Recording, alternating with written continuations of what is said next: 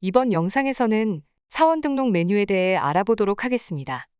이 메뉴는 근로소득 지급명세서 제출 시 기초가 되는 메뉴이므로 연말정산 전 꼭 확인이 필요합니다. 사원 등록 메뉴는 인사관리 퇴직소득관리 카테고리에서 실행합니다. 주민등록번호는 홈택스 변환 시 세적검사를 하기 때문에 주민번호가 제대로 입력되어 있는지 확인해야 합니다.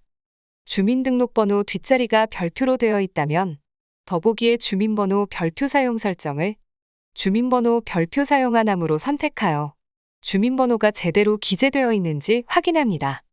내국인이면 주민등록번호를, 외국인이면 외국인 등록번호를 정확히 입력하며 프로그램에서는 내국인의 경우 주민등록번호가 형식에 맞지 않다면 붉은색으로 표시됩니다. 이때 등본과 가족관계증명서를 확인하여 정확히 입력했음에도 붉은색으로 표시된다면 이는 무시해도 신고는 가능합니다. 우측 탭은 기초자료부터 법정 의무교육 탭까지 구성되어 있으며 이 중 연말정산에 반영되는 항목을 보겠습니다. 먼저 기초자료 탭에 입사일자, 퇴사일자는 급여자료 입력의 대상자가 산정되는 기준이 되며 연말정산 근로소득 원천징 수령수증 메뉴 사원정보의 귀속연도로 반영됩니다. 단일 세율 적용 여부는 외국인일 경우에만 활성화됩니다. 외국인 근로자 단일세율 적용 신청서를 제출한 직원에 대해서 여로 설정하며 급여자료 입력 메뉴에서는 사원명의 단일세율이 추가되고 파란색으로 표시됩니다.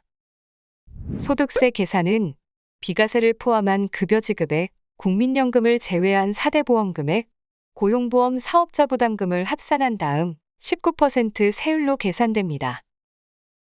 연말정산 근로소득 원천징 수령수증 메뉴에서 단일세율을 적용한 사원을 불러오면 21번 총급여는 비과세를 포함한 급여, 국민연금을 제외한 건강고용장기요양보험과 고용보험 사업자 부담금을 더한 금액이 반영되고 총급여에서 19% 세율로 산출세액이 계산된 걸 확인할 수 있습니다.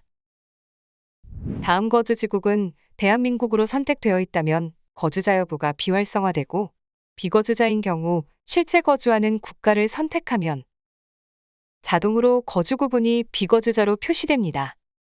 국적은 내국인은 대한민국으로 외국인은 실제 국적을 선택합니다. 다음 공제등록 탭에 중소기업 취업감면 여부를 보겠습니다.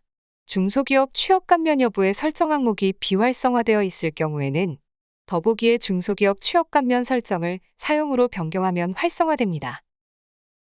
중소기업 취업감면 여부는 만 15세 이상, 34세 이하인 청년, 60세 이상인 사람, 장애인 및 경력 단절 여성이 중소기업에 취업하여 소득세 감면 적용을 받을 경우 여로 설정합니다.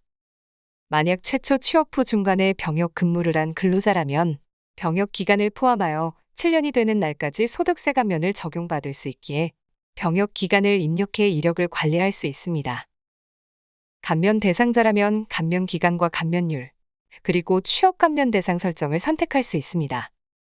감면율은 취업일에 따라 선택할 수 있으며 2022년 입사자 기준으로 청년은 취업일로부터 5년 동안 90%, 그 외 대상자는 3년 동안 70% 소득세 감면을 받을 수 있고 과세기간별로 한도는 150만 원입니다. 취업 감면 대상 설정은 급여자료로 선택하면 급여자료 입력에서 소득세 감면이 적용되고 연말정산 자료로 선택하면 급여 입력 시에는 소득세 감면이 적용되지 않고 연말정산에서 소득세 감면이 소급 적용됩니다. 취업 감면 대상 설정에 따라 감면이 어떻게 적용되는지 알아보겠습니다. 취업 감면 대상 설정을 급여자료로 하면 급여자료 입력 메뉴에서 감면율이 표시되고 소득세도 감면 적용된 것을 확인할 수 있습니다.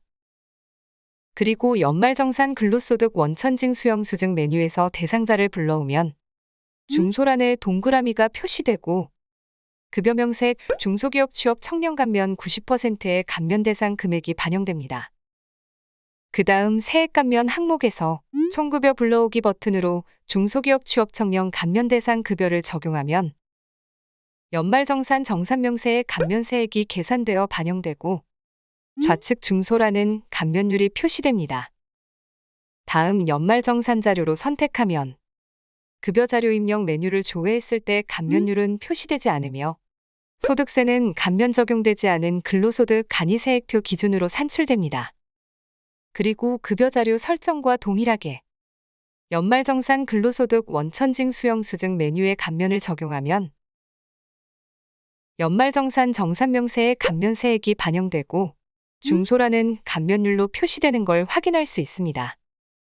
이렇게 프로그램에서는 감면 적용 방법을 두 가지로 제공하고 있으니 회사 성격에 맞게 선택하여 사용해 주시기 바랍니다. 다음으로 국외근로 적용 여부를 보겠습니다. 국외 등에서 근로를 제공하고 받는 급여에 대해 비과세를 적용할 수 있는데요. 원양어업, 선박, 국외 등 설계, 감리 업무를 포함한 건설 현장에서 근로하는 경우 월 300만 원 M02 비과세 코드에 해당합니다. 그 외에 건설 지원 업무의 경우 월 100만 원 한도로 M01 비과세 코드가 적용됩니다. 그리고 급여 자료 입력 수당 공제 등록에 M01 코드가 반영된 수당과 M02 코드가 반영된 수당이 각각 등록되어 있어야 하고 사원 등록의 국외근로 적용 여부를 설정한 사원에게만 해당 수당이 보이게 되니 사원 등록과 급여 자료 입력의 수당 설정을 모두 확인해 주시기 바랍니다. 다음 연장근로 비과세 적용 여부는 조건을 모두 충족해야만 비과세 적용을 받을 수 있는데요. 생산직 근로자 등에 종사해야 하고 직전 연도 총 급여액이 3천만 원 이하, 월정액 급여가 210만 원 이하여야 합니다. 프로그램에서는 생산직 등 여부를 여로 선택하면 연장근로 비과세 적용 여부가 활성화되어 선택할 수 있습니다. 여로 선택하면 연 240만 원 한도로 비과세 적용되며 광산을 선택할 경우 전액 비과세 적용됩니다. 그리고 급여 자료 입력 메뉴, 수당 공제 등록에 501 코드로 수당을 등록해야 하며 월정란에 동그라미 표시된 항목의 총합계가 210만 원 이하인 경우 비과세 적용됩니다. 나생산 사원의 월정급여가 210만 원 이하이기 때문에 연장근로수당에 입력된 20만 원이 비과세로 반영됩니다. 해당 과세 기간의 연장근로 비과세 수당에 대한 누계액을 확인하는 방법은 우측 조회 구분에서 현재 사원 연간으로 조회하여 확인하거나 소득자별 근로소득 원천징수부 메뉴 비과세 소득 탭에서 확인할 수 있습니다. 연말정산 10만 원 초과납부 분납 신청은 전년도 연말정산 소득세가 10만 원을 초과하여 급여 자료 입력 메뉴에서 연말정산 소득세를 분납 적용하고자 한다면 신청으로 설정합니다. 이번 2022년 귀속 연말정산 소득세가 10만 원을 초과하여 분납 적용하려면 2023년 사원 등록 메뉴에서 분납 신청을 설정해야 합니다. 다음은 부양가족 탭을 보도록 하겠습니다. 부양가족은 소득세법상 공제되는 부양가족을 입력합니다. 전년도 연말정산 시 입력한 부양가족이 이월되지 않았다면 더보기 부양가족 불러오기 버튼을 클릭하여 불러올 수 있습니다. 다만 전년도 연말정산을 한 사원 중 당해 연도에 새로 입력한 부양가족 정보는 삭제되고 불러오니 주의해 주시기 바랍니다. 입력은 먼저 연말정산 관계에서 코드 도움하여 관계를 선택합니다. 이 중 4번, 5번이 직계비속으로 동일한데 4번은 소득자의 자녀, 입양자가 해당되고 5번은 손자, 손녀 등이 해당됩니다. 그 다음 성명과 주민등록번호를 입력합니다. 주민등록번호를 입력하면 나이 요건을 확인하여 기본공제란이 자동으로 반영됩니다. 그러나 기본공제 대상자가 되기 위해서는 소득요건, 나이 요건, 동거 요건을 충족해야 하기 때문에 만약 기본공제 대상자는 아니지만 신용카드, 의료비, 교육비 등 공제를 받는 경우 부양가족을 입력 후 기본공제는 부로 반영해 주시기 바랍니다. 7번 자녀장려금 수급자는 18세 미만 부양자녀가 자녀장려금을 받은 경우 자녀세액공제와 중복공제되지 않기 때문에 연말정산 시 인적공제만 받고 자녀세액공제를 받지 않을 경우 사용하면 됩니다. 기본공제는 공제 대상 1명당 연 150만 원 공제 가능하며 비거주자의 경우에는 본인공제만 적용됩니다. 세대주 여부는 연말정산 시 주택마련저축 공제와 관련된 항목으로 세대주 여부를 확인하여 선택합니다. 세대란에 숫자 0 입력 시 공란으로 반영되고 이를 입력하면 동그라미 표시됩니다. 외국인은 세대주가 될 수 없는데요. 만약 외국인이 세대주로 반영되어 있다면 더보기 외국인 세대주 여부 변경 기능으로 세대주 여부를 부로 일괄 변경할 수 있습니다. 기본공제 대상자가 요건에 해당될 경우 추가 공제까지 받을 수 있는데요. 부녀자 공제는 종합소득 금액이 3천만 원 이하여야 하고 배우자가 있거나 부양가족이 있는 세대주인 여성의 경우 연 50만 원 공제받을 수 있습니다. 한부모 공제는 배우자가 없는 근로자가 기본공제 대상자인 직계비속 또는 입양자가 있는 경우 100만 원 공제가 가능합니다. 다만 한부모 공제와 부녀자 공제는 중복 공제가 안 되므로 둘 다 해당된다면 유리한 쪽으로 선택하시기 바랍니다. 장애인 공제는 연 200만 원 공제가 가능하며 우측 가이드의 장애인 공제를 참고하여 맞는 항목의 번호를 기재합니다. 경로우대 공제는 기본공제 대상자가 만 70세 이상 2022년 기준 1952년 12월 31일 이전 출생자라면 100만 원 공제됩니다. 출산 입양 세액 공제는 해당 과세기간 동안 출산 혹은 입양 신고한 공제 대상 자녀가 있는 경우 공제 가능합니다.